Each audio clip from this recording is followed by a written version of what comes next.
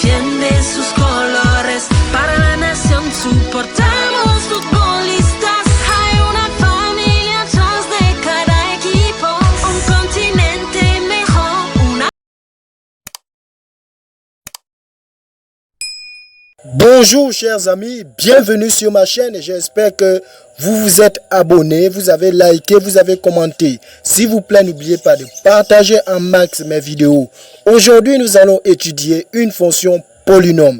Et ensuite, pour ceux qui sont abonnés et qui ont cloché, qui ont cliqué la cloche, vous serez au courant de l'étude des fonctions rationnelles et irrationnelles. Alors, ou fonctions racine carrée. Alors aujourd'hui nous allons nous intéresser sur l'étude d'une fonction polynôme. Alors n'oubliez pas, mettez pause et essayez de traiter tout cela pour vous et ensuite on se revoit. Vous rebalancez la vidéo. Alors moi je vais commencer au tableau comment étudier une fonction polynôme. Alors on dit ici, étudier une fonction polynôme. Exemple, P de x est égal à x au cube plus 3x plus 1. Alors, pour étudier une fonction, nous avons une méthodologie à respecter. La première méthodologie à respecter, c'est quoi? On doit d'abord donner le domaine de définition d'une fonction. À étudier la fonction étudiée, on donne d'abord le domaine de définition de cette fonction-là. Après le domaine de définition, on calcule les limites de cette fonction-là. Après les limites de cette fonction, on dérive cette fonction. Après dériver cette fonction-là, on donne la variation de f de x qu'on étudie, le signe de la variation et ensuite les variations de f de x. Après cela, on trace ce qu'on appelle la courbe. D'accord? Après la courbe. Alors, c'est ce qu'on va appliquer ici. 1. On veut étudier la fonction P de x, la fonction f de x. Alors retenez ceci. Toute fonction polynôme a pour domaine de définition l'ensemble R. Toute fonction polynôme a pour domaine de définition l'ensemble R. Il n'y a pas à discuter. Alors on va trouver le domaine de définition de ça. Alors f de x existe pour tout x appartenant à l'ensemble R. D'où x appartient à R. Alors, on va en conclure. Donc, domaine de définition. Donc, DF est égal à R. Est-ce qu'on est d'accord? Le DF est égal à R qui est égal à ce forme d'intervalle. En plus d'infini. Retenez bien ceci. Lorsqu'on étudie une fonction, vous donnez son domaine de définition comme c'est là au tableau. Et ensuite, qu'est-ce qu'il faut? Alors, vous donnez le domaine de définition sous forme d'intervalle. Parce que c'est grâce à cet intervalle qu'on aura les bornes de cette fonction-là. Et c'est grâce aux bornes qu'on calcule la limite. Alors, nous sommes au niveau des limites. On va calculer la limite. 2.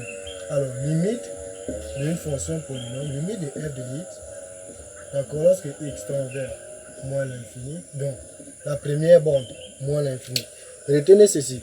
Pour calculer la limite d'une fonction polynôme, on calcule la limite du monôme le plus haut degré. Les monômes, c'est quoi? C'est ça. X au cube, 3x et 1. X au cube, 3x, 1. Ça, c'est un monôme, un monôme, un monôme. Alors, le monôme le plus haut degré, c'est-à-dire celui qui a la plus grande puissance, c'est 3. Alors, c'est x au cube. Donc, pour déterminer la limite de f de x, il faut calculer la limite de x au cube. Alors, limite de f de x lorsque x tend vers moins l'infini est égal à limite du monôme le plus haut degré lorsque x tend vers moins l'infini est égal à combien? Alors, calculer la limite, c'est comme si je te demandais de calculer l'image de la valeur où x tend. Alors, x tend vers moins l'infini. Alors, vous calculez l'image de moins l'infini par x au cube. Alors, moins l'infini fois moins l'infini, ça devient, c'est comme ça en un mot. Alors, moins fois moins plus fois moins moins. Alors, ça donne moins l'infini. Est-ce que vous voyez? Donc, limite de f de x lorsque x tend vers moins l'infini est égal à la limite du monôme le plus haut degré lorsque x tend vers moins l'infini qui est égal à moins l'infini. Alors, on passe au deuxième. Alors, limite de f de x lorsque x tend vers plus l'infini. Alors, c'est la même chose. On prend le monôme le plus haut degré est égal à x au cube lorsque x tend vers plus l'infini est égal à plus l'infini au cube. Alors, on fait plus fois plus, ça donne plus l'infini. Est-ce que vous voyez? Là, on a déjà déterminé les domaines de définition. Après les domaines de définition, on fait quoi? On détermine la dérivée. Alors, on va dire ceci. On va déterminer la dérivée. F, d'accord, est dérivable sur R. Donc, F est dérivable sur son ensemble de définitions. Est-ce que vous comprenez? Alors, on va dériver. Alors, on sait que F est sous la forme U plus V plus W. Et on sait que pour trouver la limite d'une fonction qui est polynôme, c'est la dérivée de du premier monôme ou première fonction plus la dérivée de la deuxième plus la dérivée de la troisième. Or, on a U de x est égal à x au cube. On a aussi V de x est égal à 3x et W de x est égal à 1. On trouve le domaine de définition et on trouve la dérivée, excusez-moi. Dérivée de u de x est égal à y de x. On sait que pour trouver la dérivée d'une fonction puissance, c'est ou bien d'un monôme puissance en fait. C'est ça, c'est x puissance n. La dérivée, c'est n x n moins 1. Donc on respecte ici. N ici représente 3. On met le x. On met la puissance moins 1. Est-ce que vous voyez? Alors, v de x, v' de x est égal à la dérivée de x, c'est 1. Alors ça devient 3 fois 1, donc on trouve déjà 3. Et la dérivée de v de x, la dérivée d'un nombre réel, c'est 0. Alors on sait que la dérivée de celui-là, c'est 3x au carré. Alors donc, la dérivée finale de f de x est égale à 3x au carré, d'accord, plus 3. Est-ce que vous suivez? Plus 0. Est-ce que vous voyez? J'additionne tous les dérivés que j'ai trouvés. Après, ça me donne donc f de x, x' de x est égal à 3x au carré moins 3. On a déjà la dérivée. Après avoir trouvé la dérivée, on va chercher à voir le tableau de variation. Alors, on va d'abord étudier le signe de la dérivée. Alors, pour cela, on pose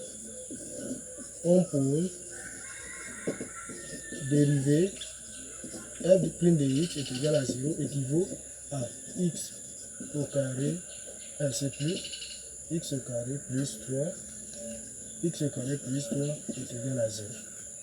D'accord? Alors, on résout cette équation, ça devient x au carré est égal à moins 3. Est-ce qu'on est d'accord?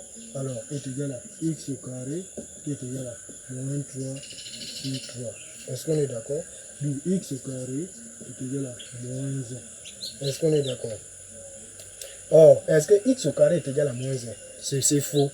Donc, c'est impossible. Parce que tout nom puissance impossible, tout nom puissance carré devient automatiquement positif. Parce que la puissance est paire. Or, x au carré ne peut pas être égal à 1. D'où cette équation, d'où x n'appartient pas à l'ensemble R. Donc, la solution est vide. Est-ce qu'on est d'accord? Alors, on fait déjà le signe de la dérivée. Voilà le tableau de la dérivée pour trouver le signe de la dérivée. Le signe de la dérivée.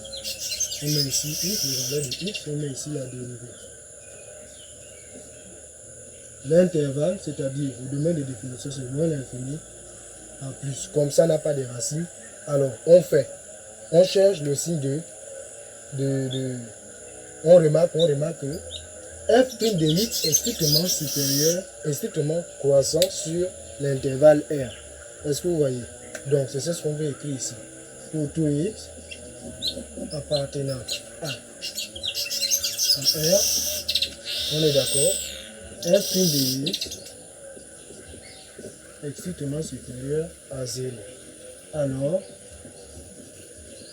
f de x, d'accord, est strictement supérieur à 0. C'est pour vous dire quoi? C'est pour vous dire ceci.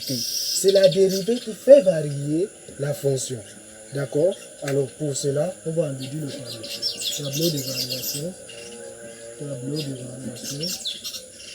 Tableau de variation. Tableau de variation. Tableau de variation. Tableau de variation. On a ici x. On a ici f' de x, c'est-à-dire la dérivée. Et ensuite, on a la fonction f de x. On va voir si c'est croissante ou décroissante. C'est défini dans l'ensemble R. Dans l'ensemble R. La dérivée n'a pas de racines, donc c'est plus ici. Alors on a trouvé limite de f de lorsque x tend vers moins l'infini, c'est moins l'infini. On met le moins l'infini. Ici, on a trouvé plus l'infini, mais le plus l'infini. Alors, on va faire. Alors, est-ce que vous voyez? Voilà ce qui justifie un peu ça. Est-ce que vous voyez un peu ça? On a bien dit quoi que pour f de x appartenant à l'ensemble R, f de x est extrêmement supérieur à 0. C'est ce qu'on a dit ici. Effectivement, le truc nous montre la même chose. D'accord? Maintenant, on va chercher à tracer. Alors, on va faire maintenant la représentation graphique. Alors, représentation graphique. Représentation graphique.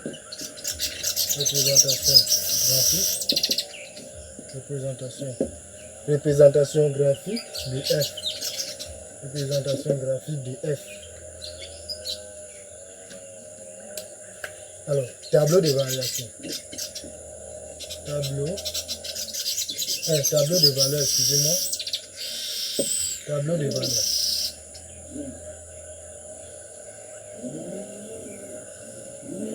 Tableau de valeur. Tableau de valeur. On a ici x, on a ici f de x. D'accord. On va essayer. 1, 2, 3, 4, 5 par exemple. Alors, on prend. Alors, pour faire le tableau de valeur, c'est ce tableau-là qui nous permet de tracer la courbe. D'accord? Ce tableau-là nous permet de tracer la courbe. Pourquoi? Parce que pour tracer la courbe, on doit avoir les coordonnées. On doit avoir les coordonnées x et les coordonnées y. Alors, c'est grâce au tableau. Qu'est-ce qu'on va faire? Dans l'ensemble R, on va choisir n'importe quelle valeur qu'on va attribuer à x dans la fonction f de x. Et on va trouver une valeur. Alors, la valeur choisie par x et la valeur trouvée devient x et y dans le repère. Donc, ça devient un point. Donc, c'est ce qu'on fait dans le tableau des valeurs. C'est un peu comme le système d'équation comme on a vu dans la vidéo précédente. Alors, c'est un peu ça. Alors, je prends x est égal à moins 3. X est égal à moins 3. Alors, si vous remplacez ici la x par moins 3, vous faites le calcul chez vous, vous allez trouver moins 35. On est d'accord? Vous prenez x est égal à 2. Vous faites le calcul, vous allez trouver moins 13. Alors, vous faites le calcul chez vous, je prends x est égal à 1. Vous allez trouver moins 3. Vous prenez encore x est égal à 0. X est égal à 0, 0, 0, 0, c'est 1. Alors, vous prenez x est égal à 2. Si vous prenez x est égal à 2, non, excusez-moi. On va plutôt prendre x est égal à 1. Alors, x est égal à 1, vous allez trouver 5. Alors, après, vous allez choisir x est égal à 2. X est égal à 2. Après le calcul, vous allez trouver 15. Après, vous venez x est égal à 3. Je crois que vous allez trouver 37. Vous voyez, vous trouvez le calcul chez vous. Je prends x est égal à 3. Je remplace moins 3 par les x ici. Vous allez trouver 35. Alors, grâce à cela, grâce au tableau de valeurs, je peux maintenant tracer le repère. Alors, je trace le repère. X, les ordonnées, les abscisses et les ordonnées. On a ici le point d'origine, on a ici I dans le repère OIG. Alors on va essayer de placer ces points-là. Alors, j'ai gradué le truc, j'ai gradué. Oui. On avance. On va faire la représentation graphique de la fonction f. Alors, on dit, alors, on ne va pas choisir ces grandes valeurs-là. 35, je n'ai pas la place pour 35. On va faire quelque chose. 1, 2, 3, 4, 5, 6, 7, 8, 9, 10, 11, 12, 13, peut-être là. Alors, on dit, pour x est égal à 2, pour x est égal à moins 2, donc l'axe des abscisses, donc moins 2 c'est ici, parce qu'ici c'est moins 1. Pour x est égal à moins 2, ça nous donne 13. 0, 1, 2, 3, 4, 5, 6, 7, 8, 9, 10, 11, 12, 13. Donc, moins 13, c'est tout ici. Alors, pour x est égal à moins 2. Est-ce que vous voyez? Alors, leur rencontre, c'est ici. J'ai placé mon point. Alors, pour x est égal à moins 1. Donc, nous sommes ici. Ça donne moins 3. Alors, nous sommes là. 0, 1, 2, 3. Donc, moins 3, c'est ici. Moins 3, c'est ici. Je trace encore ma courbe là. Alors, mon point là. Pour x est égal à 0, on trouve 1. X est égal à 0, on trouve 1. Donc, je place ce point là ici. Alors, on a x est égal à 1, on trouve 5. X est égal à 1, on trouve 5. 0, 1, 2, 3, 4, 5. Donc 5 est ici et 1 c'est là. Donc on fait monter, on fait monter. Donc le point c'est ici. Alors x est égal à 2, on trouve 15. Comme il n'y a pas la place de 15, on laisse, donc on s'arrête là. Alors qu'est-ce que vous faites? Vous tracez la courbe, d'accord? Vous tracez la courbe par les points. Ça doit toucher les points. Est-ce que vous voyez? Est-ce que vous voyez? Là, on a la courbe CF. Est-ce que vous voyez? Donc, moi, l'exercice était simple. C'était très simple à reproduire. Donc, c'est un peu ça. Pour tracer le graphique, il faut faire le tableau de signes.